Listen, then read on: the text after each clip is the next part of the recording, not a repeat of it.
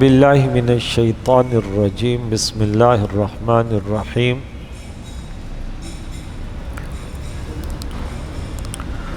وَيَسْأَلُونَكَ عَنِ الْمَحِيضِ قُلْ هُوَ أَذًى فَاعْتَزِلُوا النِّسَاءَ فِي الْمَحِيضِ وَلَا تَقْرَبُوهُنَّ حَتَّى يَطْهُرْنَ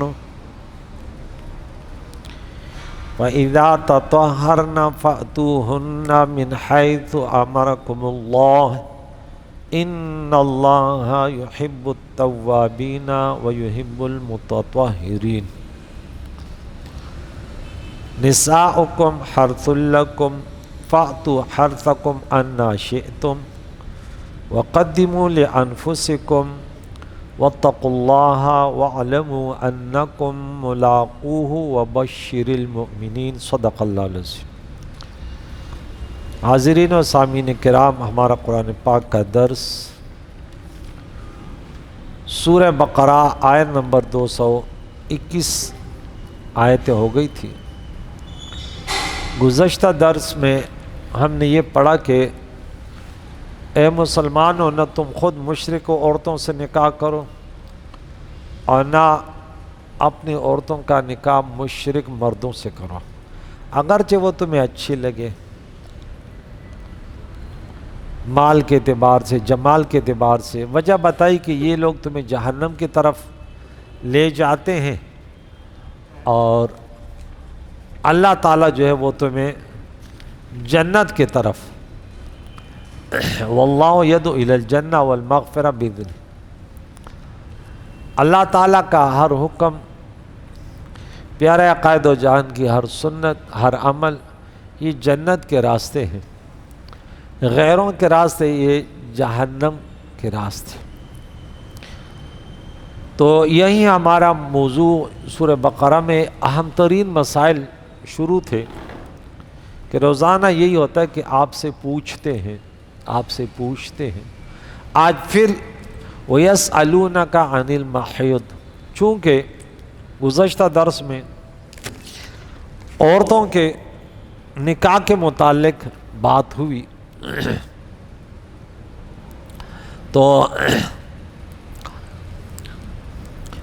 نکاح کے لوازم سے بیوی کے ساتھ عمل زوجیت ہے، تو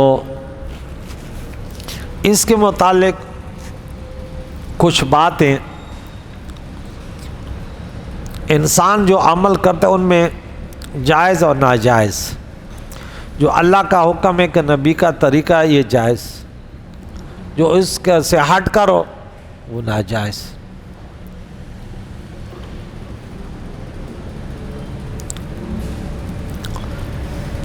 حضرت انس رضی اللہ تعالیٰ عنہ سے روایت ہے کہ یہود کے ہاں جب کسی عورت کو حیض آ جاتا، اس میں یعنی آپ سے حیض کے متعلق پوچھتے حیض کیا ہے، تو اس وقت معاشرے میں کیا ہو رہا تھا، مختلف نظریات بنے ہوئے تھے جو سب کے سب غلط تھے۔ یہودیوں کا طریقہ تھا جس عورت کو بیماری آتی اس کو گھر سے نکال لیتے، اس کے ساتھ اٹھنا بیٹھنا کھانا پینا یہ ناجائز سمجھتے تھے۔ پیارے آقا دو جہان سے اس کے متعلق سوال ہوا، اور دوسری طرف عیسائی تھے تو وہ حد سے بڑے ہوئے تھے، عمل زوجیت بھی کر لیتے تھے۔ تو پیارے اللہ نے اس کا جواب دیا کہ محبوب آپ سے حیض کے متعلق پوچھتے ہیں، تو اللہ کے نبی نے فرمایا جب عورت بیمار ہو جائے تو انہیں گھر میں رکھو،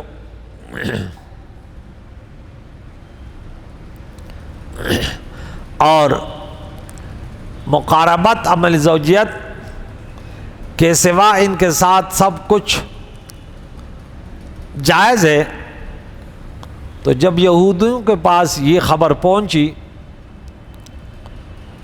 تو انہوں نے کہا کہ یہ شخص حضور علیہ السلام کے بارے میں انہوں نے کہا یہ ہر بات میں ہماری مخالفت کرتے ہیں، اب ہم تو گھروں سے بھی نکال لیتے ہیں اور یہ کہتے ہیں کہ نہیں اٹھو بھی صحیح بیٹھو بھی صحیح، سوائے یعنی گھٹنوں سے لے ناف سے گھٹنوں تک مقاربت نہ ہو، باقی جسم ٹچ بھی ہو، کوئی اٹھنا بیٹھنا یہ کوئی پابندی نہیں ہے، کھانا پینا روٹی پکایا سب کچھ آزاد ہے۔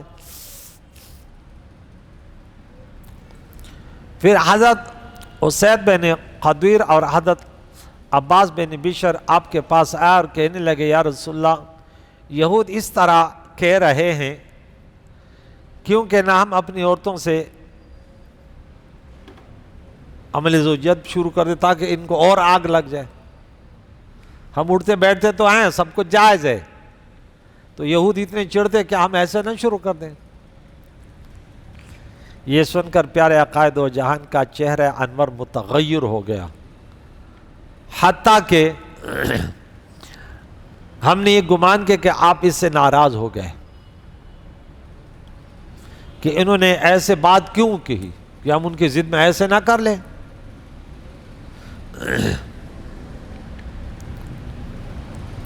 یہ چلے گئے، صحابہ کو بڑی فکر ہو گئی کہ حضور ناراض ہو گئے۔ پھر عقائد و جان علیہ الصلوۃ والسلام نے ان کے پاس کچھ ہدیہ تو وہ ان کے پاس بھیج دیا، ان دونوں کے پاس، حضرت اسید بن خدیر اور عباس بن بشر کے پاس۔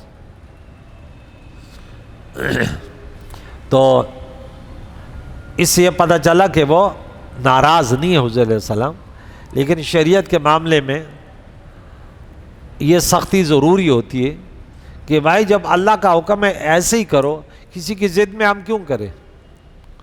تو یہ بڑوں کے لیے ایک صحیح طریقہ ہے کہ وہ اگر چھوٹوں کو سمجھائے، استاد شاگرد کو سمجھائے اور پیر مرید کو سمجھائے، اس کو غصے کا حق ہے، لیکن اس کے بعد کوئی ایسے عمل کرے کہ وہ اس کے دل میں کوئی کینہ وغیرہ نہیں ہے، کہ وہ خوفزدہ نہ ہو۔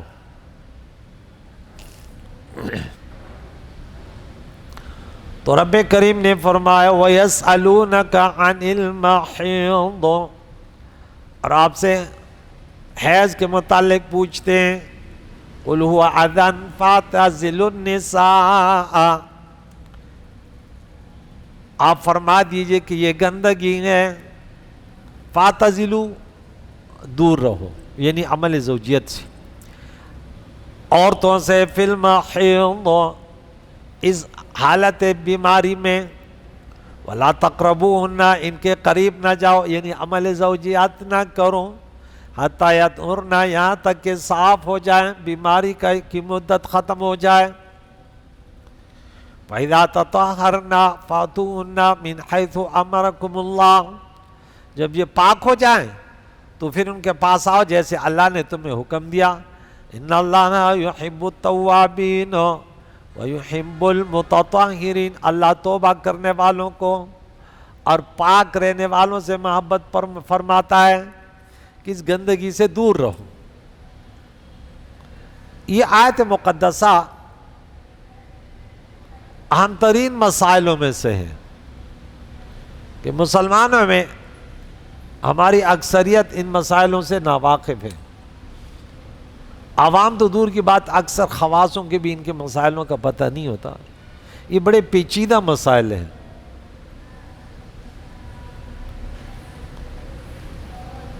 اس کو سمجھنا جو ہے وہ کوئی بھی شادی کرے اس پر فرض ہے کہ ان مسائلوں کو پہچان لے کہ یہ حیض کیا ہے، اس کا کیا حکم ہے، کون سے کام اس کے لیے جائز ہے، کون سے ناجائز ہے۔ علامہ راغب اصفہانی اس کا معنی لکھتے ہیں، جو خون رحم سے وقت مخصوصہ میں وصف مخصوصہ کے ساتھ خارج ہو، اس کو حیض کہتے ہیں، وصف مخصوصہ۔ یہ بیماری جیسے عورت بالغ ہو جائے یہ بیماری شروع ہو جاتی ہے۔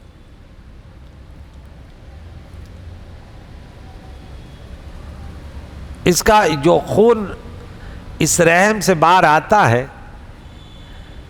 یہ سرخی بمائل سیاہ گاڑھا خون ہوتا ہے، اور اس بیماری سے آگے پیچھے جو خون آتا ہے وہ زرد رنگ کا پتلا خون ہوتا ہے.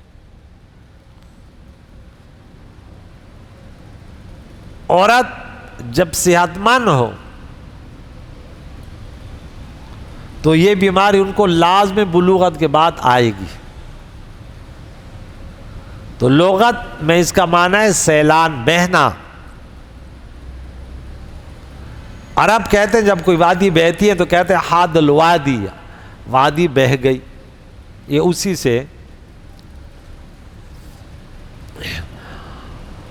اوقات مخصوصہ میں خون بہنے کی وجہ سے اس خون کو حیض کہتے ہیں، اور اصطلاح شرع میں حیض اس صفت شرعیہ کو کہتے ہیں جو ان کاموں کے کرنے سے مانع ہو جن کے لیے حیض سے پاک ہونا شرط ہے.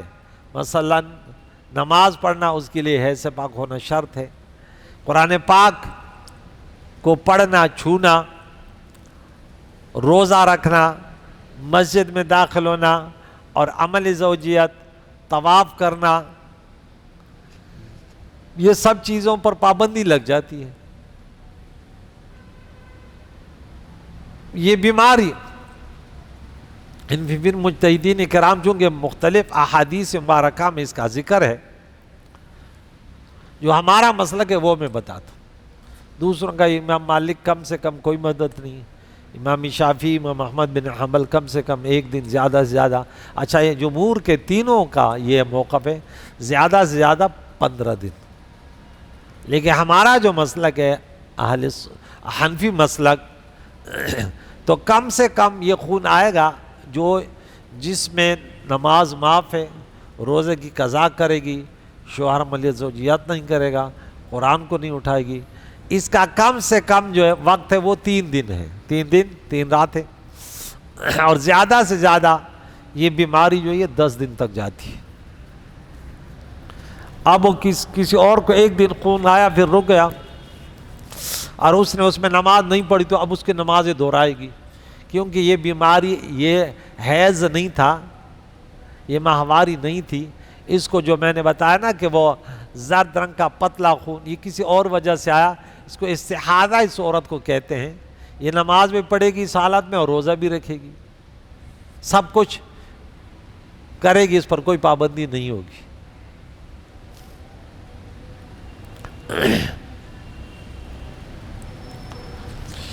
اللہ کے نبی نے فرمایا کہ کسی کنواری اور شادی شدہ عورت کا حیض 3 دن سے کم اور 10 دن سے زیادہ نہیں ہوتا ہے، اور اس سے کم یا زیادہ ہو تو وہ استحاضہ کہلاتی ہے. یہ کئی احادیثیں ہمارے موقع پر موجود ہیں.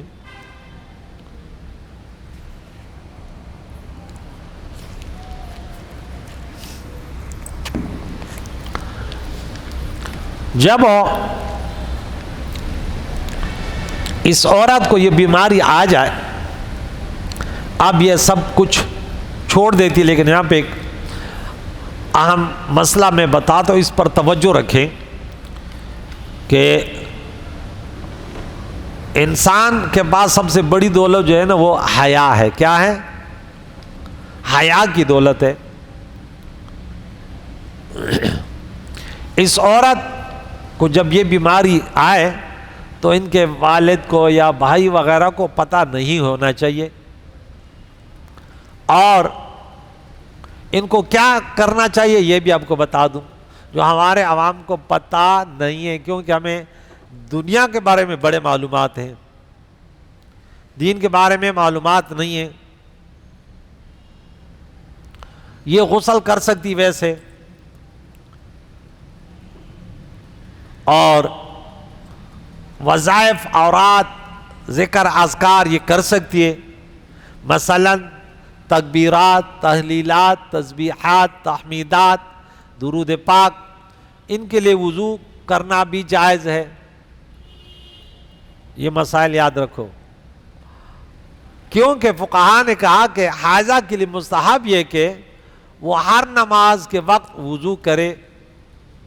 آپ نے کبھی نہیں دیکھا ہوگا کہ اس نے بیماری کے وقت بھی وضو کیا ہو. یہ آج آپ درس قرآن کی برکت سے سن رہے ہیں. اور اتنی دیر جائے نماز پر بیٹھ کر وظیفے پڑھتی رہے جتنے دیر میں وہ اپنی نماز پڑھتی تھی، تاکہ اس کی نماز کی عادت قائم رہے۔ اس عمل سے اس کو بہترین نماز پڑھنے کا اجر بھی ملے گا۔ کتنی بڑی بات ہے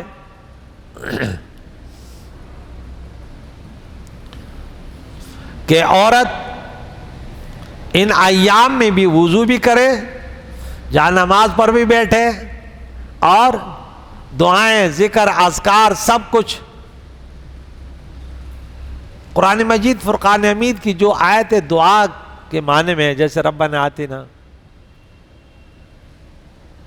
تو وہ دعائیں بھی پڑھ سکتی ہے، مصلی پر بھی بیٹھ سکتی ہے۔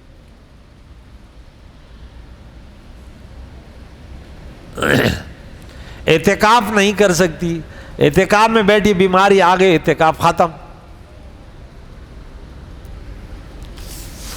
اس حالت میں شوہر طلاق نہ دے، منع ہے۔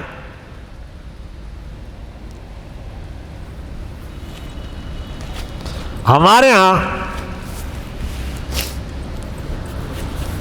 ہم مولویوں کے تقریروں پر ہزاروں اعتراضات کرتے ہیں، یار مزہ نہیں آتا، لیکن اس مسلمان سے پوچھو تمہیں اپنی عورت کو طلاق دینے کا وہ پتہ ہے کہ طلاق کس طرح دی جاتی ہے؟ نہیں ہے پتہ۔ تو نے نکاح کیا، تمہیں اپنی بیوی کے ساتھ اٹھنے بیٹھنے کے بارے میں کچھ پتہ ہے؟ بولے نہیں ہے پتہ۔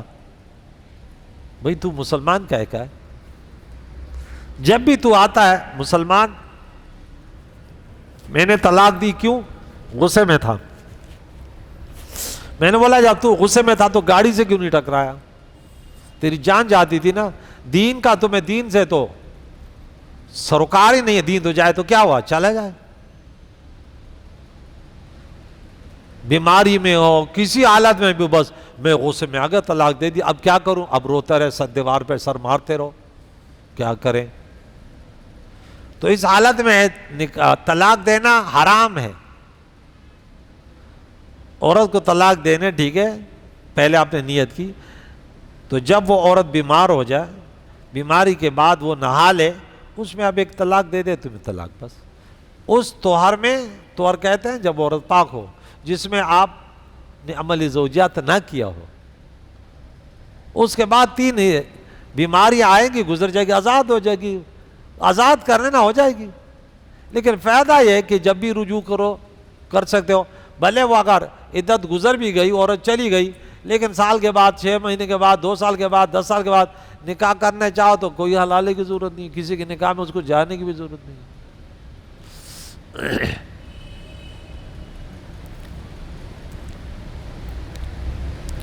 اس بیماری کا علامت کیا ہے کہ یہ لڑکی بالغ ہو گئی، اب اس کی اولاد ہوگی۔ اللہ کی قدرت ہے کہ جہاں پہ بچہ پلتا ہے، یہ خون ہر مہینے اس میں جمع ہوتا ہے۔ یہ بیماری مہینے کے بعد زیادہ تر 6-7 دن یہ ہوتی ہے، 3 دن میں ہوتی ہے، اکثر 5-6-7 یہی دن ہوتی ہے۔ اب اس بچی دانے میں بچہ نہیں ہے تو یہ خون خود بخود جاری ہو جاتا ہے اور وہاں سے پورا باہر آ جاتا ہے، اس کو حیض کہتے ہیں۔ اگر اس میں حمل ہو گیا، اسی بچی دانی میں مادہ منوی آ گیا، اب یہ سب کچھ اللہ کا نظام ہے، اب اس وہاں بچہ بنے گا اور یہ خون اس کی غذا بن جائے گی۔ آپ دیکھیں اللہ کی قدرت، دیکھیں کہ دوسرے جانور بھی بچے دیتے ہیں، لیکن ان کا یہ نظام نہیں ہے۔ اس کا یہ نظام کہ ان کا خون ہی نہیں، حالانکہ اس کے جسم میں بھی وہ بچہ تو پلتا ہے نا، لیکن انسان کی چونکہ عقل مند یہ سب مشقت ہے۔ اگر جانور ایسے ہوتے تو بڑی گھن لوگوں کو آتی کہ خون بہ رہا ہے ادھر ادھر، یہ تو بڑا مسئلہ ہوتا۔ بعض جگہ میں نے یہ بھی دیکھا کہ حضرت حوا رضی اللہ تعالیٰ نے جو وہ شجر ممنوع تناول کیا تو اس کی وجہ سے یہ بیماری شروع ہو گئی تھی۔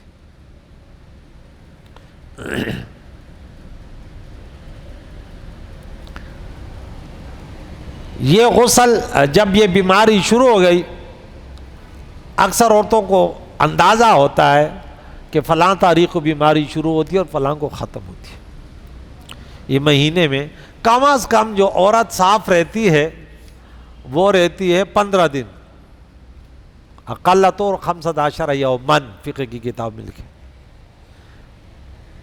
یہ بھی اس لیے معلوم ہونا چاہیے کہ ایک عورت نے غسل کر لیا، اس کی بیماری پوری ہو گئی، اب اگر 7 دن پر انہوں نے غسل کیا، اس کی بیماری یعنی یکم کو شروع ہوئی اور 7 تاریخ پر ختم ہو گئی، غسل کیا، پھر 8ویں تاریخ کو پھر آ گئی بیماری، تو 10 دن تک آ سکتی ہے۔ 8ویں دن، 9ویں دن، 10ویں دن آئی اور ختم ہو گئی، تو یہ ٹائم وقت چینج ہو گیا۔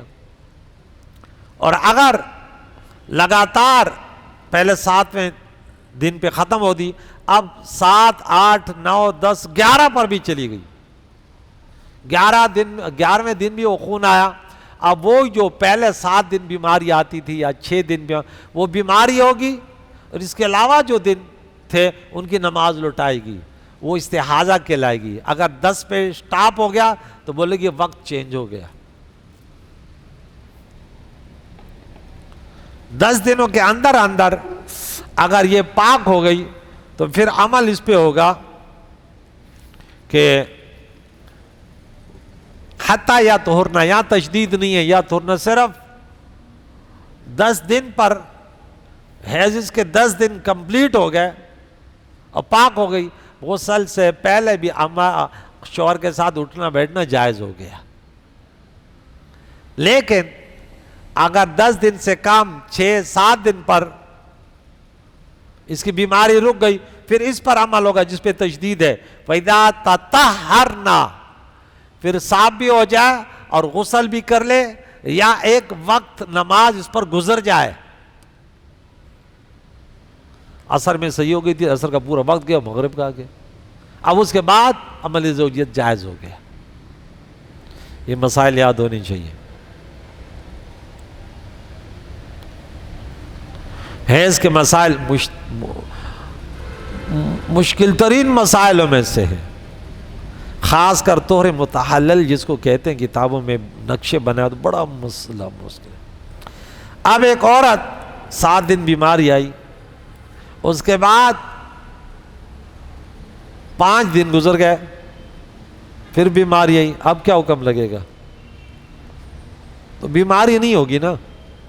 8 دن کے بعد بیماری آئی، بیماری نہیں ہوگی نا، کیونکہ آپ پڑھ چکے تھے کہ کم از کم یہ عورت صاف رہے گی 15 دن، کم از کم، اقل طور 15 یوم۔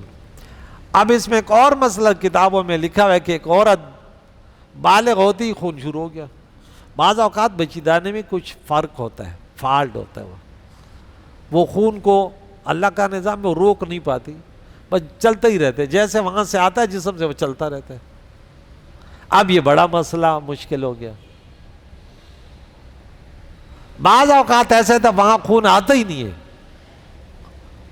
عورت کو یہ بیماری آتی نہیں، اب اس کی اولاد نہیں ہوگی، اس کے بچے دانی اور اس کا نظام اولاد جو ہے وہ خراب ہے، یاد رکھیے۔ تو اب جب یہ بالغ ہوتے ہی خون شروع ہو گیا، شریعت نے لکھا کہ 10 دن اس کی بیماری ہوگی، کتنی؟ اور 10 دن کے بعد خون تو چل رہا ہے، 15 دن جو ہے، 10 دن انہوں نے نماز نہیں پڑھی، سب کو چھوڑ دیا، اور اس کے بعد 15 دن لگاتار اس نے نمازیں، روزہ، سب کچھ کیا۔ جیسے 15 دن ہو گئے، اس کے بعد 16ویں دن پھر انہوں نے سب کچھ چھوڑ دیا۔ 16 کے بعد کہاں تک چلے گی؟ 25 تک۔ 16، 17، 18، 19، 20، 21، 22، 23، 24، 25۔ 25 تاریخ تک یہ پھر سب کچھ چھوڑ دے گی، اور 26 کو پھر شروع ہو جائے گی۔ 10 تاریخ تک، 5 وہاں کے اور 10 یہاں تک، 15 دن پھر یہ صاف رہے گی، حالانکہ خون تو چل رہا ہے۔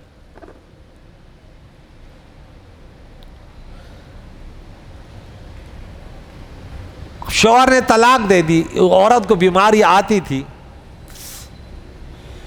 تو شوہر جو شرعی طلاق ہے اس کا طریقہ یہ ہے کہ وہ جب عورت صاف ہوگی غسل کر لے گی تو ایک طلاق دے دے گا، اس کے بعد بیماری کا انتظار کرے گا، بیماری آئے گی، بیماری کتنے دنوں بعد آتی ہے، جیسے میں نے کہا 20 دن کے بعد، 22 دن کے بعد، اگر وہ عورت ایسے اس کو 6 مہینے کے بعد بیماری آئی کیا، تو ابھی اس کی عدت کتنے عرصہ چلے گی، 1.5 سال، 6 مہینے کے بعد ایک بیماری آئی، پھر 6 مہینے کے بعد دوسری آئی، پھر 6 مہینے کے بعد تیسری آئی، تو 1.5 سال میں عدت پوری ہو جائے گی۔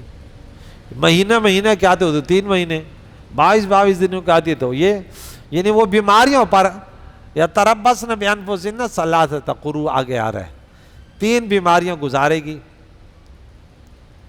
اور اگر طلاق دے دی حمل سے ہے تو پھر سورہ طلاق میں وَأُولَاتُ الْأَحْمَالِ حَتَّى يَضَعْنَ حَمْلَهُنَّ، اب پہلا مہینہ اس کا چل رہا تھا حمل کا، شوہر نے طلاق دے دی، اب وہ 9 مہینے جب وضع حمل ہوگا بچہ جنے گی آزاد، اور اگر ایسے حاملہ عورت ہے، صبح شوہر نے طلاق دے دی اور ظہر میں اس کا بچہ پیدا ہو گیا، اب اس کی عدت آدھا دن تھی، کیا آدھے دن میں عدت پوری ہو گئی، سمجھ آ رہی ہے؟ اب ایسے عورت ہے اس کو حیض ہی نہیں آتا،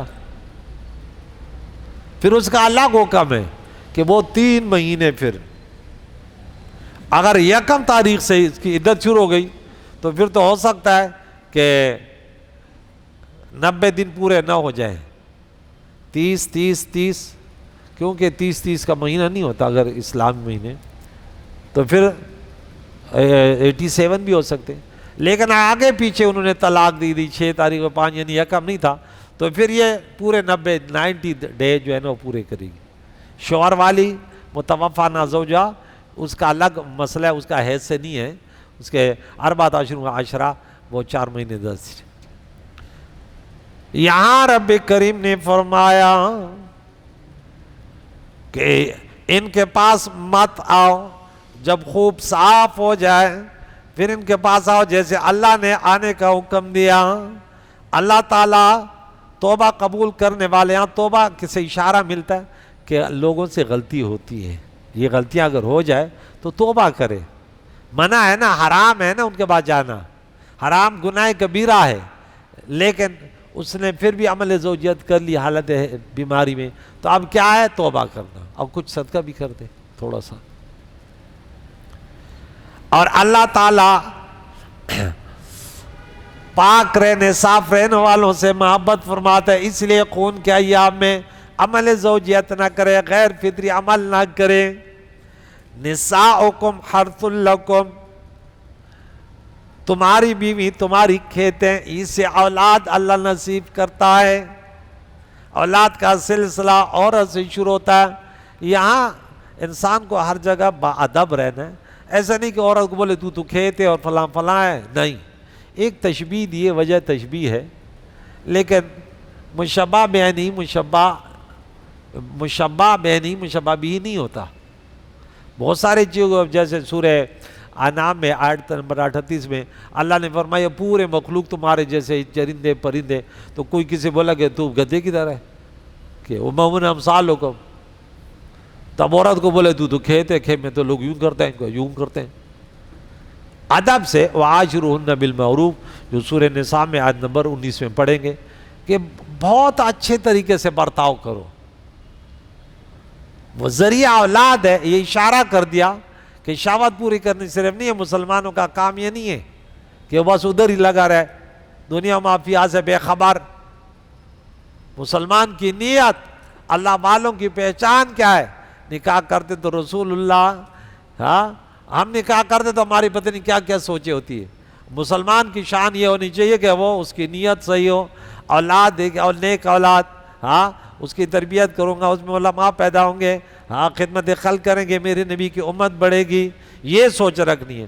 پاتو ہر تم اپنے کھیت میں آؤ، اناشن جس طرح چاہو ہو، لیکن اولاد کی جگہ جہاں اولاد تمہیں اللہ دیتا ہے وہ قدیم الانفسکم، اور اپنے لیے نیک عمل آگے بھیجو. اس وقت بھی جو طریقہ سنت ہے ایسے نہیں کہ بس جانوروں کی طرح، کیونکہ اس وقت بھی شیطان تمہارے ساتھ حصہ پھر لے سکتا ہے غیر طریقے سے، بسم اللہ وغیرہ چھوڑ کر بس، تو اس میں شیطان پھر حصہ لے گا، پھر اولاد نافرمان ہوگی.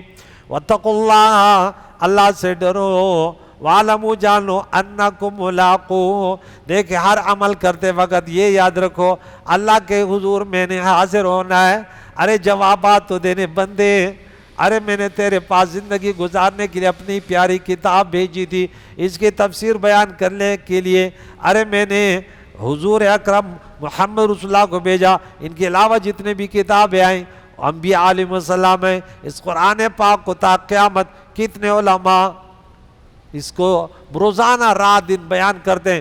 دنیاوی تعلیم کے لیے پیسے لیے جاتے ہیں، قرآن فری میں بیان ہوتا ہے. وَبَشِّرْ، اے محبوب اب خوشخبری سنا مومنوں کے، یہ باتیں سن کر اس پر عقیدہ رکھے اور اس کا خیال رکھے کہ عورت کے پاس اٹھنے بیٹھنے کا کیا طریقہ کار ہے، طلاق کیسے دیں گے، تربیت کیسے کریں گے، ان کا حق کیا ہے، میرا حق کیا ہے، کیسے گھر میں رہیں گی. یہ تمام چیزیں اس میں ایک حکم یہ بھی تھا کہ انسان دیکھ لینا، یہ مسائل یاد رکھو، یہ مشکل ترین مسائلوں میں سے ہے. اللہ تعالیٰ میں سمجھنے کی توفیق عطا فرمائے کہ ہم یہ سمجھیں کہ اس دوران عورت کیا کیا کر سکتی ہے. آج تم نے جو اچھی بات سنی کہ وہ عورت پردے میں رہے، ٹھیک ہے، نمازی ہے تو ہر نماز میں بھلے اس کی بیماری ہے پھر بھی وضو کر کے اپنے نماز کی جگہ بیٹھ جائے اور اتنے دیر تک وظائف وغیرہ پڑھتی رہے تاکہ اس کو اپنے نماز کا ثواب تو ملتا رہے. ایک شخص بیمار ہوتا ہے، گھر میں ہوتا ہے، چارپائی پہ لیٹا ہوتا ہے، لیٹ کر نماز پڑھتا ہے. اللہ کے نبی نے فرمایا اللہ اتنا کریم ہے، اس نے حالت صحت میں مسجد میں نماز پڑھی. اللہ فرماتے ارے فرشتوں یہ گھر پہ لیٹ کے بھی پڑھتا ہے نا، لیکن اس کو ثواب جو ہے نا وہ مسجد والا دو.